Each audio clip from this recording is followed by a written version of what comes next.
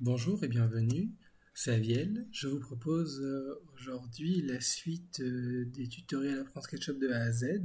Dans ce tuto numéro 3, nous allons apprendre la deuxième partie des outils pour tracer et dessiner, les arcs.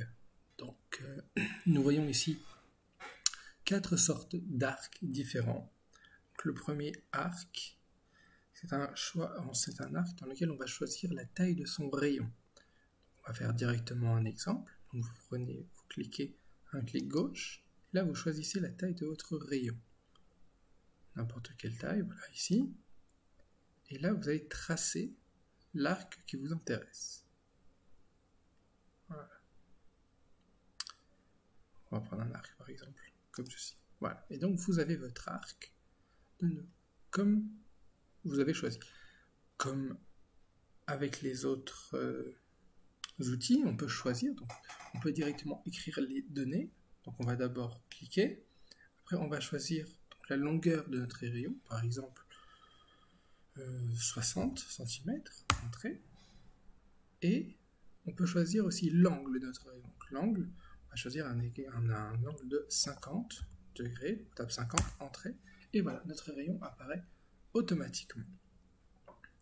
Ici, nous avons nos deux premiers. Voilà comment on utilise le premier arc. On va supprimer ceci pour avoir un peu de place. Le deuxième arc par 2 points. Dans celui-ci, on va choisir le point de début et le point de fin de notre arc. On veut par exemple qu'il commence ici. On fait un premier clic. Et on va choisir où est-ce qu'il s'arrête, où est-ce que le deuxième arc. Donc, deuxième point, ici. Après, on va se décaler pour de nouveau choisir la taille de notre arc. Voilà, on va choisir.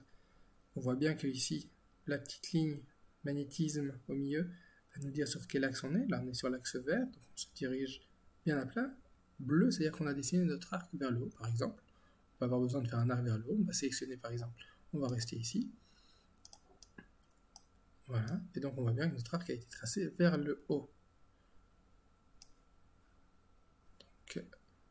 Je rappelle, comme la dernière fois, que quand on veut tracer quelque chose sur un certain axe, on appuie sur les flèches, par exemple. On veut être sur l'axe bleu, on appuie vers la flèche du haut, et automatiquement, l'arc va se diriger vers le haut.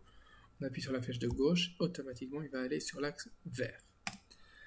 Comme pour les autres formes, et comme on est pour le premier acte, on peut aussi rentrer les mesures qu'on a déjà pour gagner du temps. Par exemple, on va cliquer le premier point à un endroit, on va se décaler, on veut par exemple qu'il s'éloigne de 60 cm, on tape 60 cm, entrée, et automatiquement, ça sépare. Et on est déjà à cette étape-là. Et là, on va choisir, si on veut, de combien de centimètres il va se décaler aussi cet arc. Donc on est sur le point central, ici.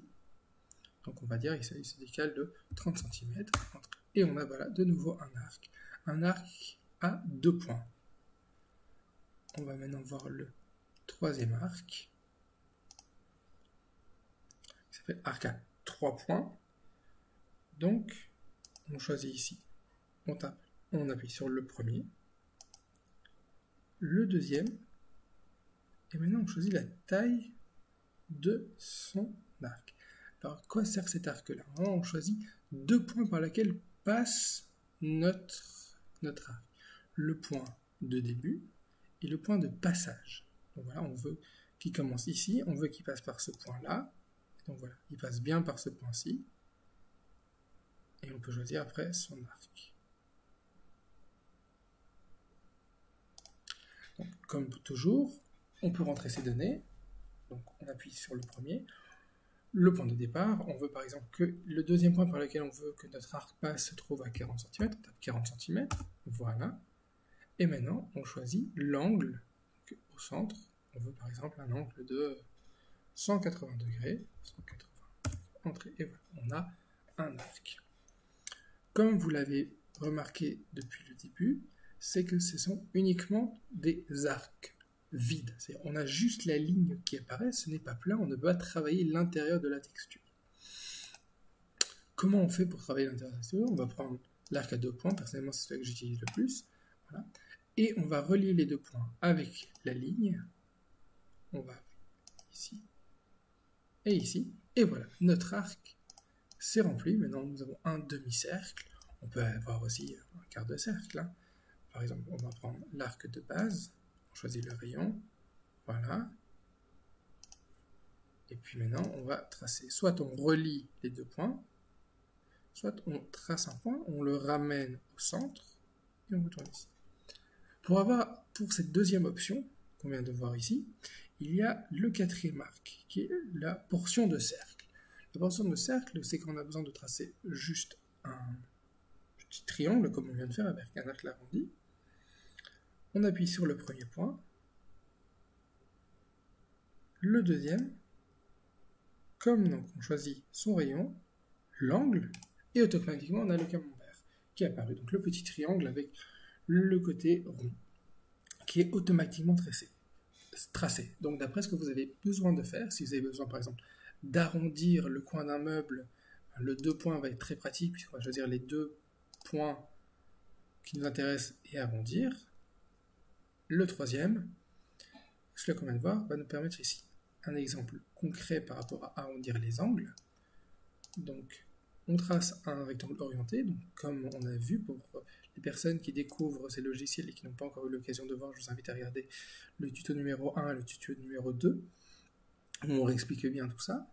On trace le rang et on va prendre 2 points. Donc on veut arrondir, on va prendre ici et ici. Maintenant on va tracer notre arc, voilà, on a bien arrondi. On va prendre la gomme, supprimer ce qui ne nous intéresse plus, et donc vous voyez bien qu'on a arrondi un angle. Voilà. On peut faire ça évidemment sur les 4 angles, on peut faire ça. Là, on va choisir voilà, en plus grand, supprimer les parties qui ne nous intéressent pas. Avec le deuxième, on va choisir le rayon. Ça va être un peu plus compliqué pour arrondir les angles. Vous voyez bien que pour arrondir ici, si on choisit le point de départ, le rayon, on va tourner, on va rentrer dans notre rond. Et le troisième, on va choisir un point où on passe. C'est aussi plus compliqué, il faut choisir ici, le point ici où on passe, et après choisir un rayon. Vous voyez que ce n'est pas vraiment adapté à ce genre d'exercice. Si vous avez besoin d'arrondir une surface, je vous conseille le 2 points qui nous permet de bien arrondir. Si vous avez besoin de tracer une partie d'un cercle, je vous conseille l'arc normal, l'arc à 3 points. Si vous voulez directement avoir la forme définitive déjà tracée, pas besoin de rajouter les lignes, nous avons l'arc, la portion de cercle qui va directement vous donner la forme que vous voulez travailler. Voilà, c'est un plus petit tuto que les 2 premiers parce qu'il n'y a pas grand chose à voir en plus sur les cercles. Donc je vous invite à liker et à vous abonner pour voir la suite des exercices et des tutoriels sur Apprendre SketchUp de A à Z. Bonne journée, au revoir.